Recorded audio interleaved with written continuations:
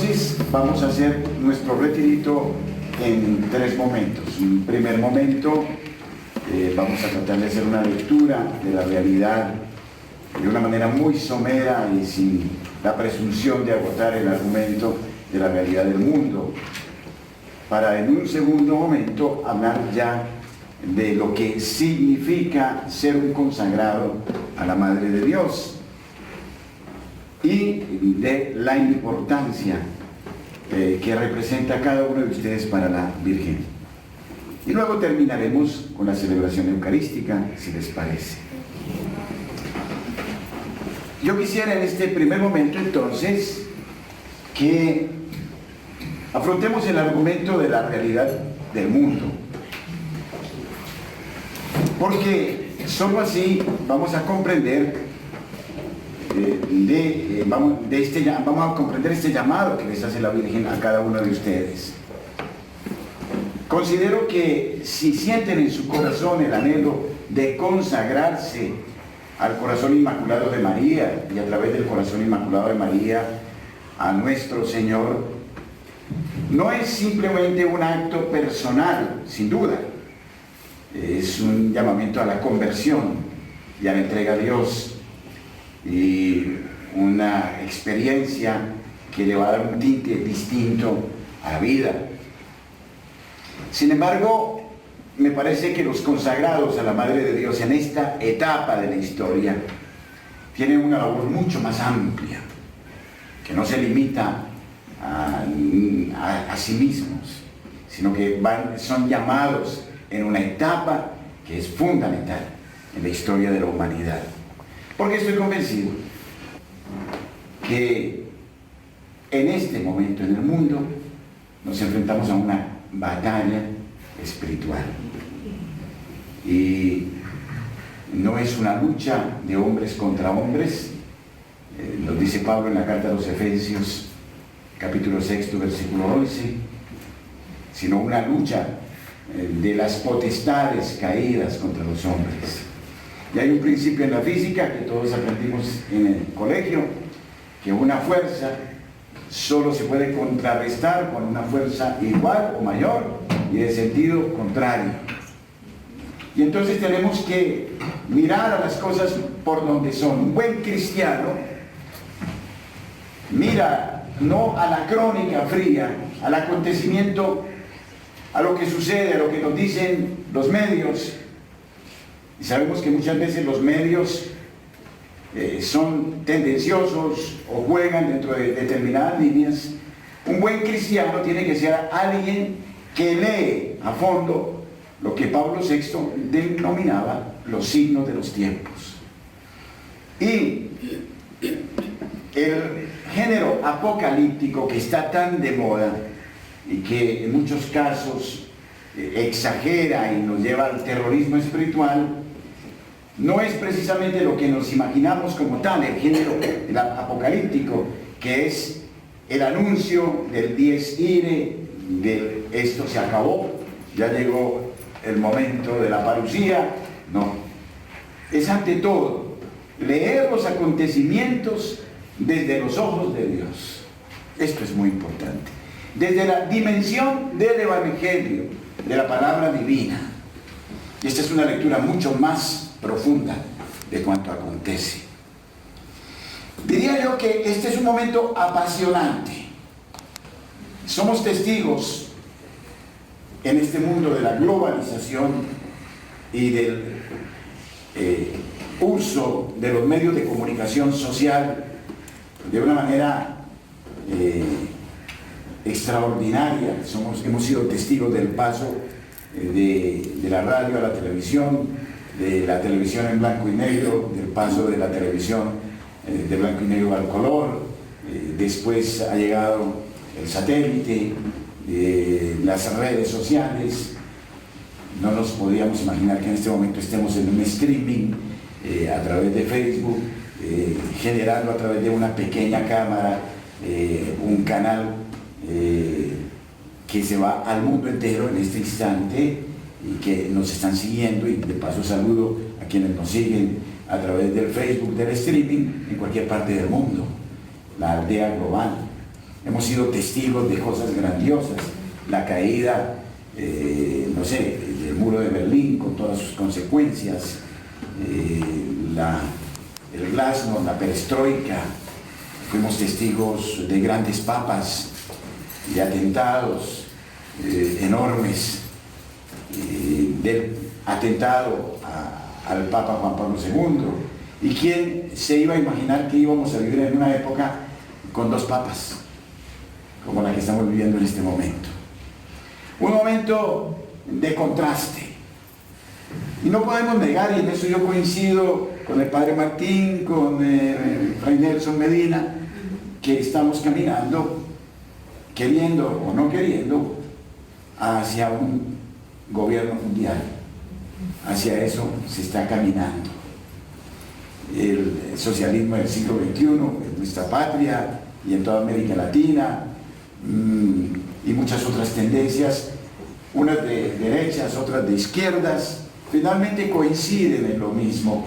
Existe una tendencia, algunos lo llaman Masterplan, otros lo llaman el Club de los Bilderberg, no sé, el Club de los 8 o de los 10 poderosos del mundo, tendencias escondidas en muchos casos, que van más allá de los límites de las naciones, reuniones de gran escala, donde se dan cita a los poderosos del mundo, y esto ya se venía gestando desde siglos atrás, como lo vamos a ver, y es el proceso no de ahora, sino de todas unas corrientes filosóficas que se venían gestando desde el pasado, y que tienen como denominador común una lectura puramente inmanente de la historia, es decir, un proyecto de dominio sobre los bienes de la tierra que va más allá de los límites de las naciones, con propósitos de poder, de lo que Gramsci, el neofilósofo marxista de comienzos del 900, concluyera, denunciado por Juan Pablo II permanentemente. Esta es una lucha de clases, pero desde una lucha a las tradiciones, a la familia, con propósitos de un materialismo cada vez mayor. Y entonces creo que como católicos tenemos que asumir una posición frente a esto y saber que el ser humano no es solo materia, no es solo el ser que está en el devenir del tiempo y del espacio, que tiene otras aspiraciones mucho más profundas. Es un ser espiritual, trascendente. Y es interesante eso porque también todos, así nos definamos indiferentes, agnósticos, ateos, en un modo u otro, estamos buscando una respuesta al porqué de nuestra existencia, de nuestra vida y al fin último. Y entonces el Papa Benedicto XVI, sin duda el teólogo mayor del siglo XX y de comienzos del XXI, el último testimonio como Papa del Concilio Vaticano II, nos hará una exposición magnífica. Yo les invito a leerla. En el año 1996, en Guadalajara, en México, con ocasión de la reunión de los presidentes de las comisiones de la Conferencia Episcopal de América Latina, donde hace una radiografía perfecta del mundo actual y profética. Yo estoy realmente admiro muchísimo a Benedicto XVI por su profetismo, por lo que él previó.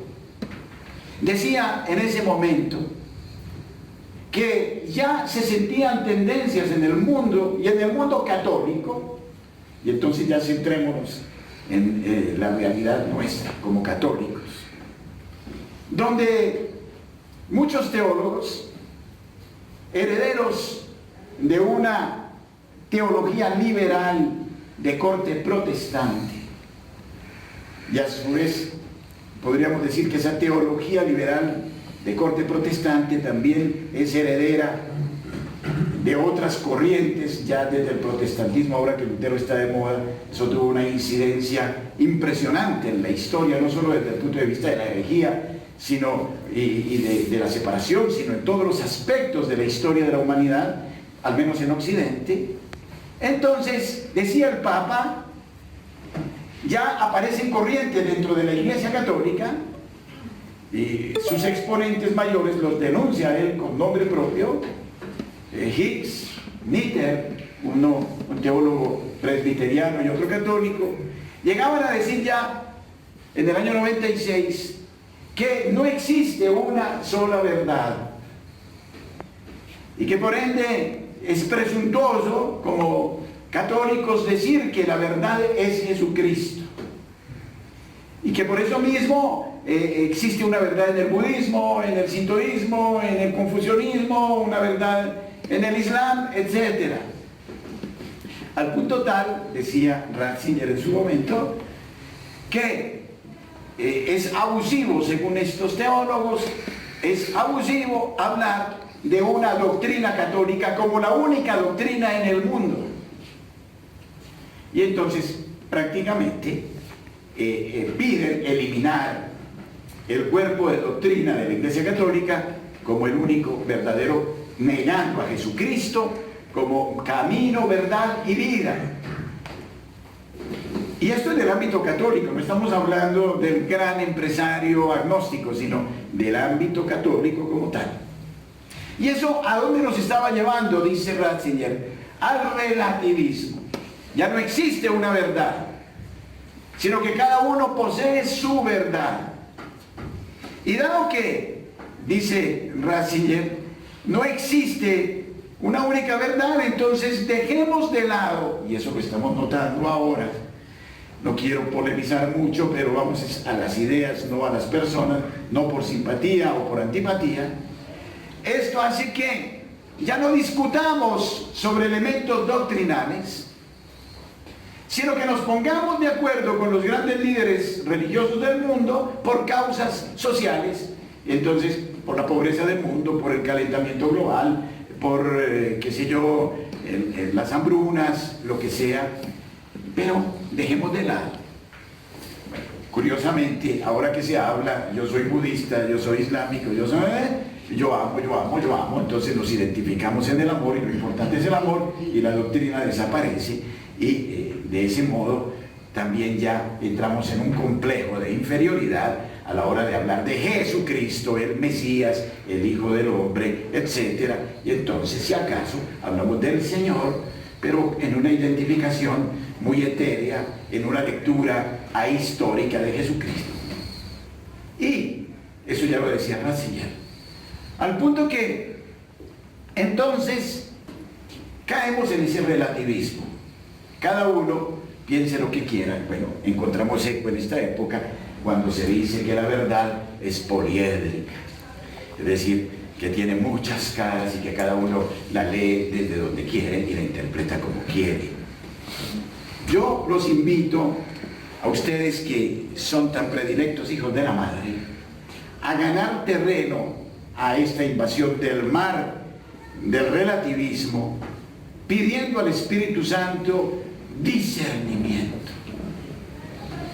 Como lo decía una filóloga antioqueña recientemente, la doctora Naranjo, hoy es el arte de engañar con la palabra, exponiendo la aparente verdad de una manera tan elegante, tan elaborada, que no distinguimos fácilmente la verdad de la mentira. Voy a poner un caso que es de hoy. Los luteranos dicen creer en la presencia real de Cristo bajo los signos del pan y del vino. Bonito, ¿verdad?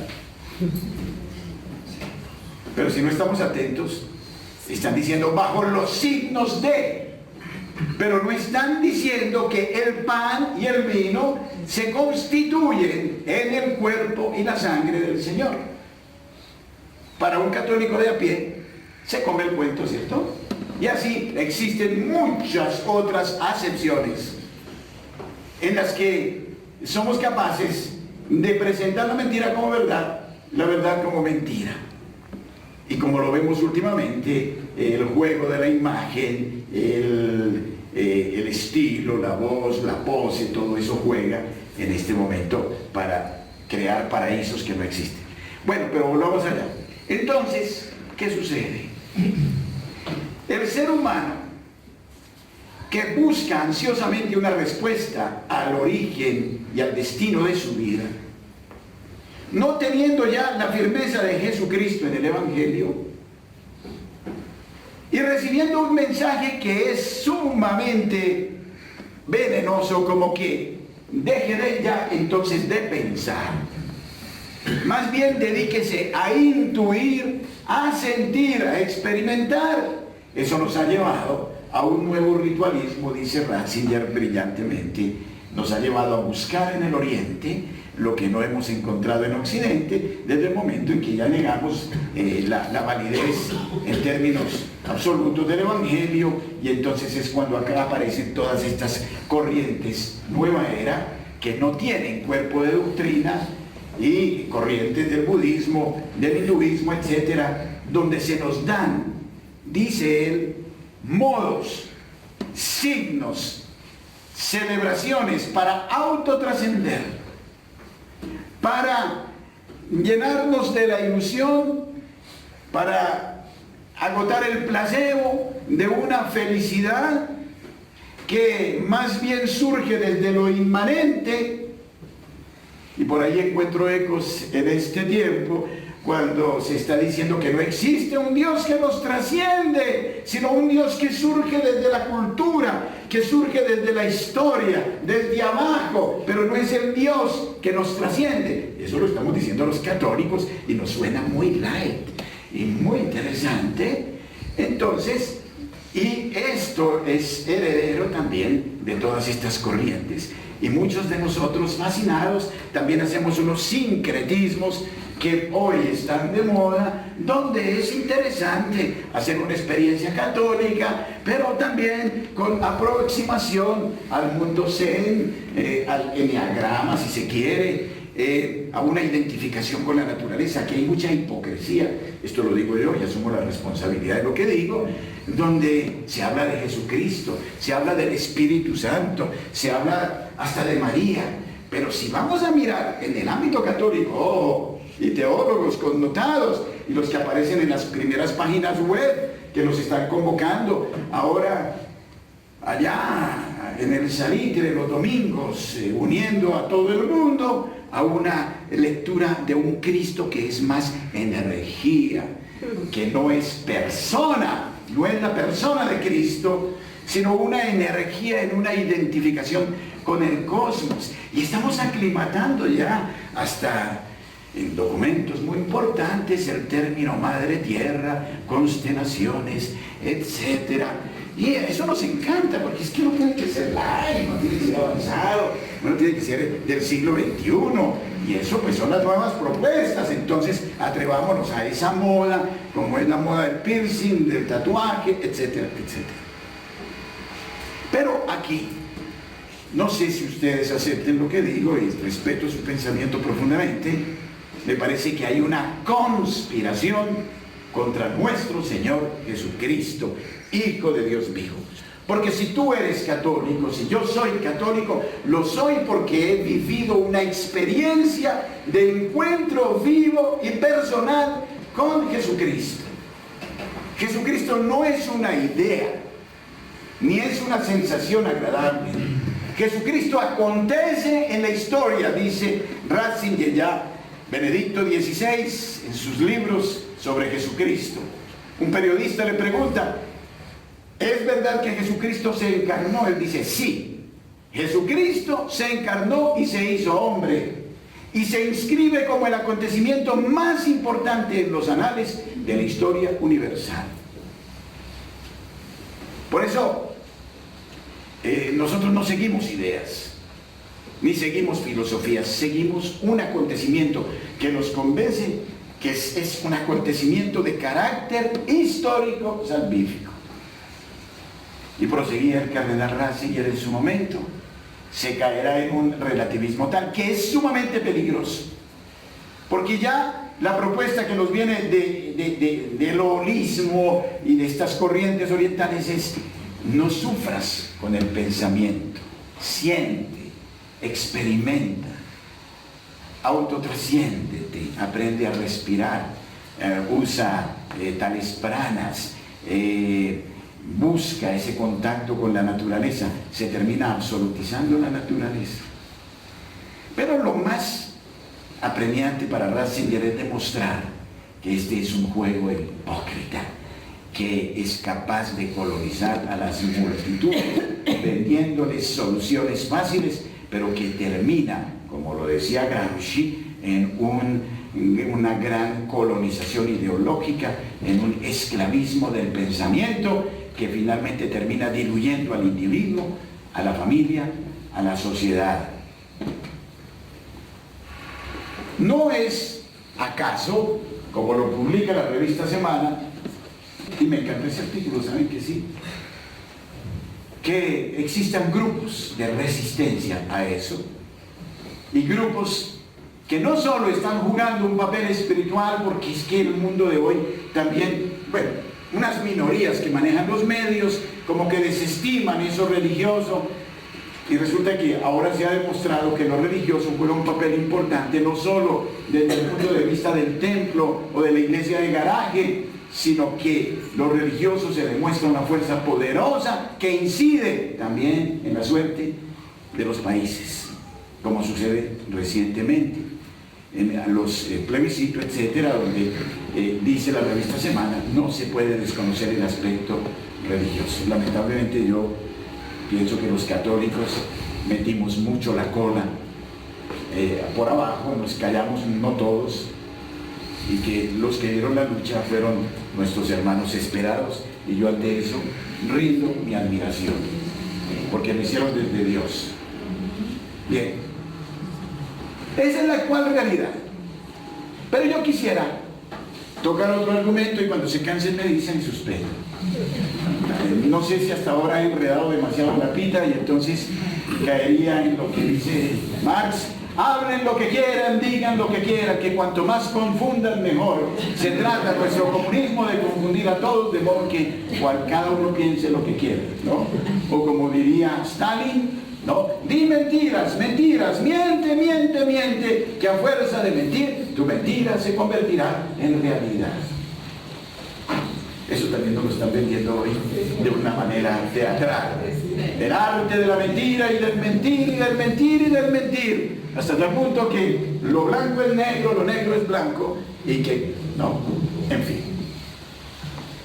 Entonces, yo quiero dar un pasito más, y es demostrar que todos estos sistemas, y de lo que se está hablando hoy, vuelvo a lo mío y esperaré poder demostrarlo con el auxilio del Espíritu Santo, es una guerra de carácter espiritual. Y yo precisamente traigo este libro de Richard Wurmbrand. Este fue un comunista que cayó en la cárcel en Rumania 7 años, logró su liberación, viajó a los Estados Unidos y terminó como pastor. Él hizo este librito, que es muy pequeño como lo ven, pero que es súper odiado por los comunistas, y que ha sido traducido en muchos idiomas, y que es letal. ¿Y cuál es el núcleo de esta obra? Se nos ha vendido la idea que los grandes ideólogos del comunismo internacional en el siglo XIX, bueno, hablemos Marx, Feuerbach, Engels, podríamos hablar de Nietzsche, y después de sus herederos, ¿no? Lenin, y todo el impacto que tuvo su pensamiento comunista, socialista. Se podría pensar que todos son ateos, y que el principio de esta gente es un ateísmo total. Y él demuestra aquí que no eran ateos. Y demuestra que Marx nunca fue ateo. Marx, antes de su conversión, al paganismo, escribió bellos pensamientos sobre Dios. Y su gran amigo y mecenas, Engels, es mucho más conmovedor porque hizo verdaderos tratados teológicos, hizo verdaderos análisis de la divina palabra, poemas grandiosos a Dios. Y siempre creyeron, pero llegó un teólogo liberal, Bruno Bauer,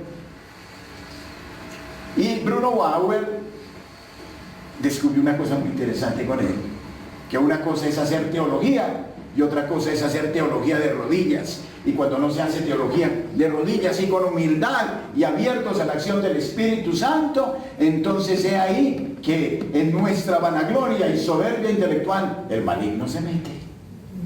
Y Bruno Bauer confiesa con mucha honestidad, y se la admiro, dice: me dedico a meditar en las verdades celestiales y llego a conclusiones sobre mi escritorio absolutamente grandes, estupendas, maravillosas, pero no sé qué me pasa. Cuando subo al púlpito, como que un ser me posee y comienzo a blasfemar y a decir sandeces hasta tal punto que mis pobres oyentes, y entre ellos muchos jóvenes, quedan con los pelos de punta de las blasfemias que profiero. No sé qué me pasa. Y será este Bruno Bauer, al lado de Moisés Hess, un rabino, no era rabino, era un judío, se hacen amigos de Marx, Engels, y de repente Marx y Engels, ¡pum!, dieron un giro de 180 grados que realmente mete miedo. Y ahorita los vamos a leer fragmenticos de esto. Si pueden tener este libro, léanse. ¿Cómo se llama? Porque este se llama Marx y Satán. Esto no se conoce. Y siempre que se habla de Marx, bueno, sí, el capitalismo, el manifiesto comunista, todo el análisis económico, la lucha de clases, la redención del proletariado, muy bonito y sobre todo muy atractivo para los jóvenes hoy, todavía en las universidades, etcétera. Pero hay que mirar las raíces, qué es lo que hay aquí para entender la verdad. Y entonces Bauer agarra a Marx, a Engels, y los transforma radicalmente como él. Y las expresiones de estos hombres son de tal característica que uno concluye, y las recoge aquí con una biografía, una bibliografía muy puntual, como para no decir que se está inventando, que uno dice: no, es imposible que como seres humanos lleguen a decir lo que dijeron. Verdaderamente, a la luz de esto, antes que materialistas, eran verdaderos satánicos. Hicieron ritos de iniciación satánica, pertenecieron a sectas satánicas, y lo que ellos manifiestan, expresan, es un profundo odio a Dios. Marx anhela llegar al centro del cielo para, con sus brazos juveniles, agarrar a ese Dios que él llama cretino, que hizo el mundo para destruirlo. Y tiene expresiones como que son de una lucidez maligna impresionante. Clérigo, quítate de mi vista con tu agua bendita, que impide el que Satanás se haga presente en el mundo. Él es el verdadero Padre y yo con él me elevaré a las alturas, dice Marx, por encima de los astros, y para destruir esta obra infame que ha hecho ese creador, ¿no?, que, como dirá Engels, terminará siendo un vil cobarde llevado a morir de la manera más desacreditada en una cruz. Eso era lo que se merecía, ¿no? Bueno, pero para que ustedes no piensen que yo invento, porque soy dado a la hipérbole. Se me perdieron mis anteojos de leer cerca, pero no sé qué los... Aquí están. Me estoy volviendo viejo. Bueno, estos son un poco raros, pero aquí voy a leer esto. Muy bien. Voy a leer lo que Marx escribía antes de ser tocado por el maligno. La unión con Cristo proporcionaría una elevación interna, un consuelo en la angustia, una calma confiada y un corazón sensitivo al amor humano, a todo lo noble y grande, no por motivos de ambición y gloria, sino solamente por causa de Cristo. Marx en la unión de los fieles con Cristo. Es una obra en alemán, hermosísimo me parece, ¿no? Y en sus consideraciones de un joven al escoger su carrera dice: la religión en sí nos enseña que el ideal hacia el cual nos dirigimos se sacrificó a sí mismo por la humanidad. ¿Y quién se atreverá a contradecir tal afirmación? ¿Y quién se atreverá a contradecir? Bueno, y si hemos escogido la posición en la cual podemos lograr el máximo para la humanidad, entonces las cargas nunca nos abrumarán, porque solo serán sacrificios hechos por el bien de todos. Y luego, cuando termina la enseñanza superior, escribe lo siguiente en su certificado de graduación bajo el rubro conocimientos religiosos. Su conocimiento de la fe y moral cristiana está bastante claro y bien fundado. También tiene cierto conocimiento de la historia de la iglesia cristiana. Pero una vez conoce a Bruno Bauer, comienza a cambiar sus palabras. En una tesis escrita en la misma época, repitió 6 veces la palabra destruir, que ninguno de sus colegas usó en el examen. Así la palabra destruir se convirtió en su sobrenombre. Natural le era el deseo de destruir, porque hablaba sobre la humanidad como basura humana. Y decía: ningún hombre me visita y eso me gusta, porque la humanidad actual puede, dice una obscenidad, son un puñado de bribones. Ya comienza a sentir odio. Es ahí donde yo digo, siento compasión por él. No era él, era otra entidad que comienza a hablar de esa manera. Y luego tiene una obrita que se llama La invocación a los desesperados. Dice: pues un Dios ha arrebatado de mí todo. Aquí ya es la acción es el maligno que habla en él. Yo les invito a que no escuchen a más, sino a quien habla en él. Y dice: pues un Dios ha arrebatado de mí todo. Es Luzbel, que se vuelve Lucifer. En la maldición y tormento del destino, todos sus mundos idos irrevocablemente, solamente me resta la venganza. Construiré mi trono en las alturas, será su cumbre inmensa y fría, por su baluarte supersticioso espanto, por su alguacil la más negra agonía. Quien lo mire con ojos sanos se regresará mudo, con palidez mortal, en garras de mortandad ciega y fría, que su felicidad prepare su tumba. Y luego Marx soñaba con arruinar el mundo creado por Dios, no en edificarlo como piensan muchos. Y en otro poema dice: entonces podré caminar triunfalmente como un Dios a través de la ruina de su reino. Cada palabra mía es fuego y acción, mi seno es igual al Creador.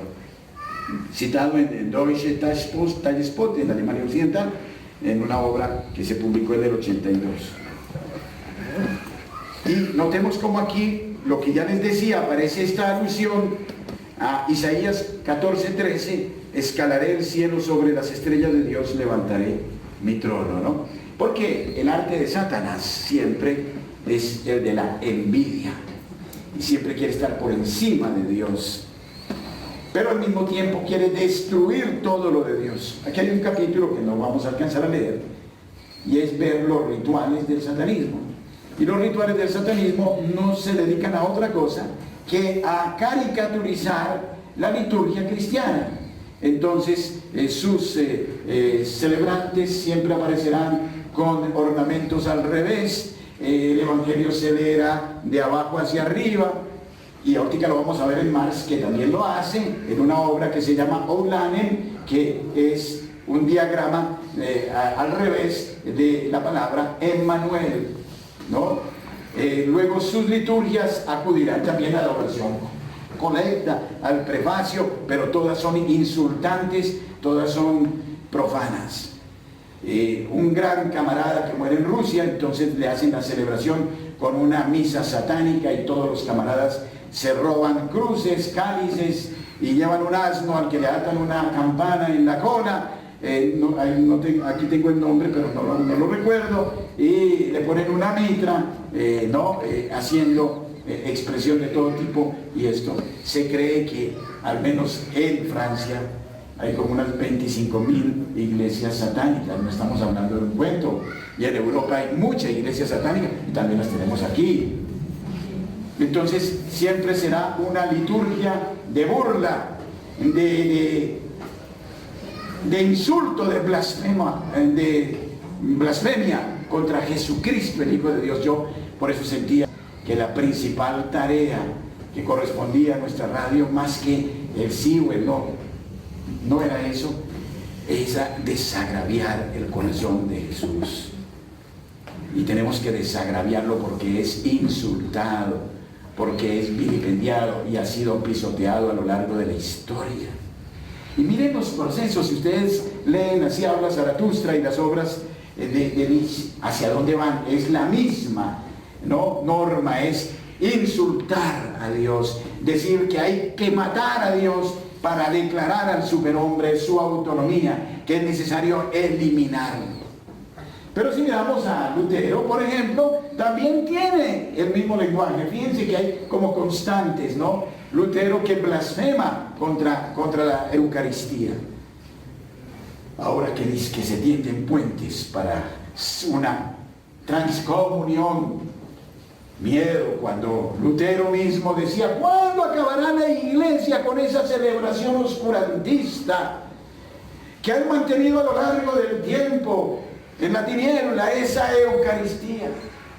Y también usará figuras de gatos, de animales de todo tipo para insultar a la iglesia, etcétera, etcétera. Miren cómo hay constantes. Por ejemplo,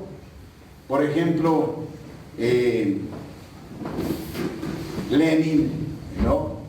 Cuando está muriendo, esto es también muy hermoso y muy patético. Todo lo que hice fue infructuoso, ya es tarde. Llené a mi país de un océano de sangre y no sirvió para nada.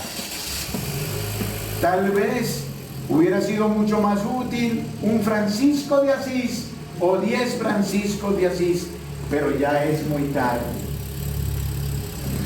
Stalin fue seminarista. Sin embargo, terminará y lo dirá su propia hija: es que cuando yo miro a mi padre, en su rostro no se ve sino al demonio. Y Engels, burlándose de su amigo de Treveris, dice que es como un caballo desbocado con esa melena que él ostenta y pareciera poseído por 1000 demonios. Ahora, eso de que Marx luchaba por la redención del proletariado, etcétera, él era un burgués y recibía muy buenas mesadas que no recibían los estudiantes en su época. Y luego, cuando supo de su tío rico que estaba muriendo, le escribe a Engels: ¿cuándo morirá ese perro? Quiero ir a ver qué me queda. Y Engels le da la noticia de la muerte de su tío. Y cuando se entera de la muerte de su madre, Treveris dice: cita con el destino, no había nada que hacer, la vieja tenía que morir, iré a Treveris a ver qué me corresponde. Y también Marx supo entregar a sus camaradas, que eso es lo que hace el demonio siempre. El demonio no suscita amor, sino que suscita miedo, terror, competencia, intereses creados. Y Marx terminará entregando muchos de sus camaradas también al sistema soviético por unas cuantas coronas. En fin, lo que se resume de todo esto que hemos leído aquí es que efectivamente hay un toque del demonio que es impresionante, ¿no? Entonces eso lleva a una visión de la ley del más fuerte. El fin justifica los medios. Nuestra revolución tiene que ser una revolución violenta. El amor es un sentimiento que es de los débiles, ¿no? Dirá Lenin: ah, qué hermoso cuando tengo a mi mejor amigo reclinado sobre el pecho. Es la mejor posición para ponerle la daga por la espalda. Y luego dirá el propio Stalin: ¿qué hago yo cuando las personas se me meten en mi corazón y las amo, pero no sirven a la causa? Y con todo el respeto que ustedes se merecen, dice, la veo en 4. la veo en todo tipo de acciones, no las digo aquí por respeto a ustedes, pero las dicen una por una, ¿no? Y hasta que los veo desechos humanos, y entonces ya me causan asco y los saco del corazón y no me sirven para otra cosa sino para eliminarlos, porque son un estorbo para la humanidad, y se le terminarán yendo hasta sus parientes y todo, porque los acaban a todos. A su esposa la hacía semidesnuda subir y bajar un árbol cuantas veces se le daba la gana, ¿no? Y lo mismo sucederá con Hitler. Es otra corriente, pero confluyen en la misma cosa.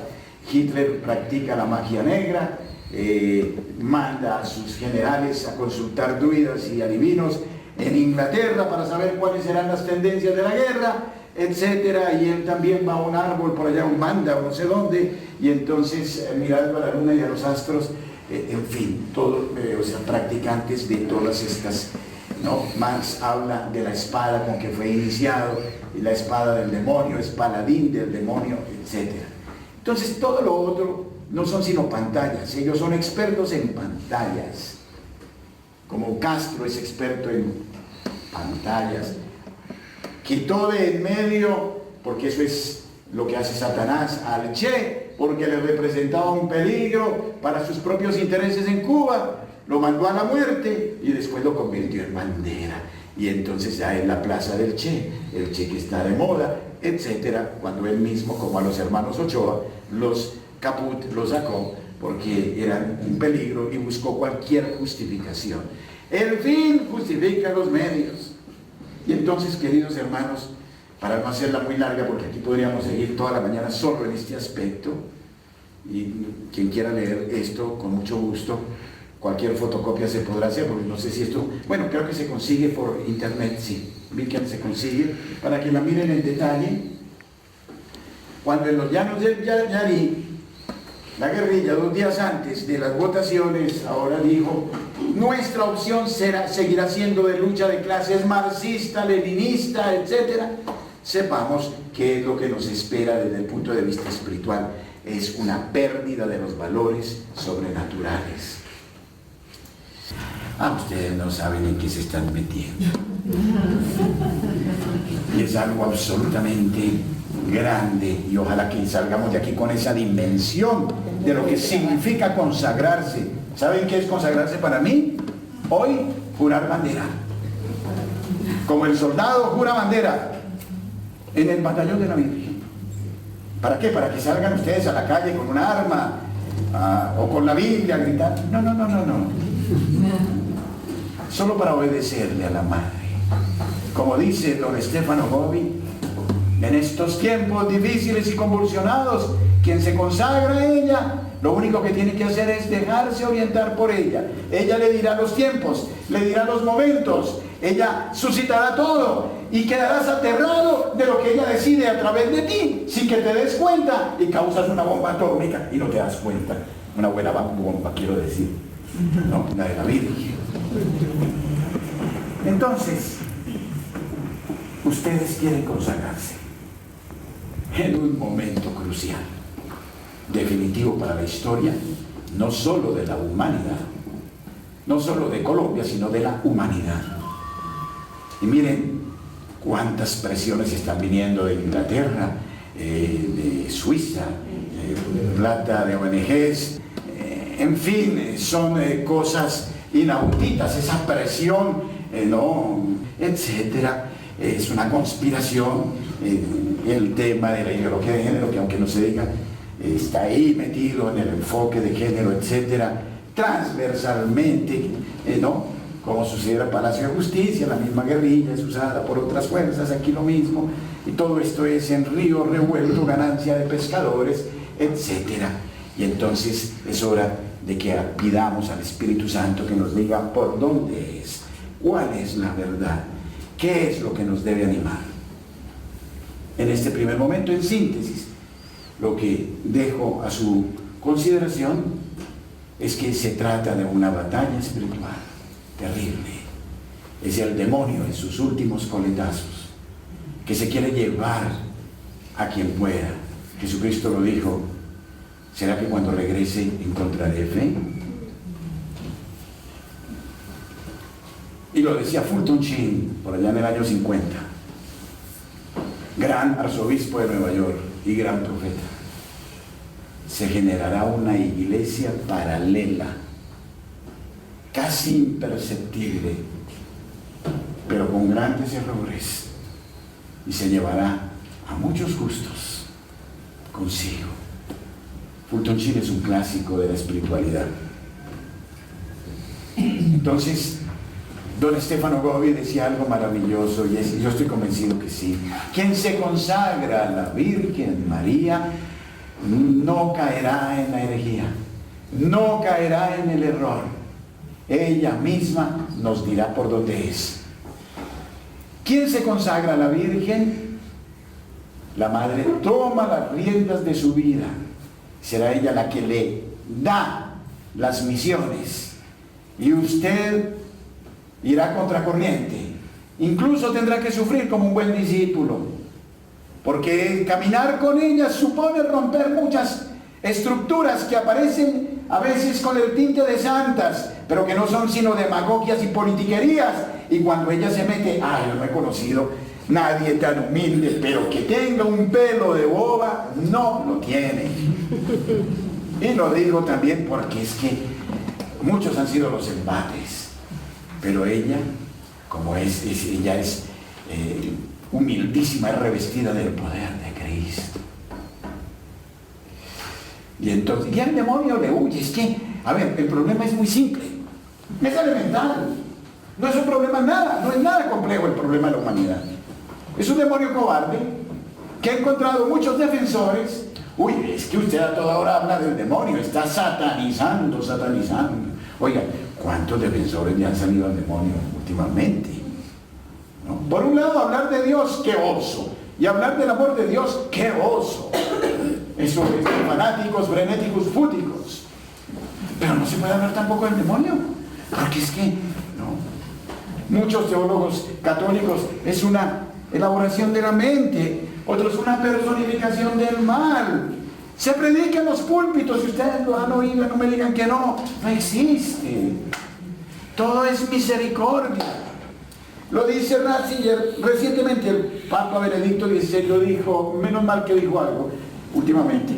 Los jóvenes de hoy han perdido la ilusión de su fe porque se les ha quitado la realidad de Dios y del demonio, del pecado y de la condenación, que existe. No porque Dios quiera condenar a nadie, es porque el hombre no acepta el amor de Dios, y eso es lo que hace Satán, evitar que el hombre crea en el amor de Dios. Por eso yo siento que es urgente predicar en todos los púlpitos el infinito amor de Dios, este corazón, este fuego de amor que dice Juan Eudes, que arde en el corazón de Cristo. Yo decía que es elemental, basta gritar el amor de Dios y convencernos del amor de Dios y convencernos de la madre plena del amor de Dios, y el otro se va y no le queda escondedero. Es que yo estoy aterrado, en estos días se está pagando el escondedero, tiene mucha rabia, les gritan por ahí, pero no saben qué hacer, y se le descubrió la tramoya y quedó desnudo. Aterrador lo que estamos viviendo. Por favor, veámoslo a fondo, desde los signos de los tiempos. Dejemos algo para después. Vamos a hacer una breve pausa para entrar en el segundo momento. ¿Les parece? Bueno, muy bien. Bueno, muchas gracias. Gracias.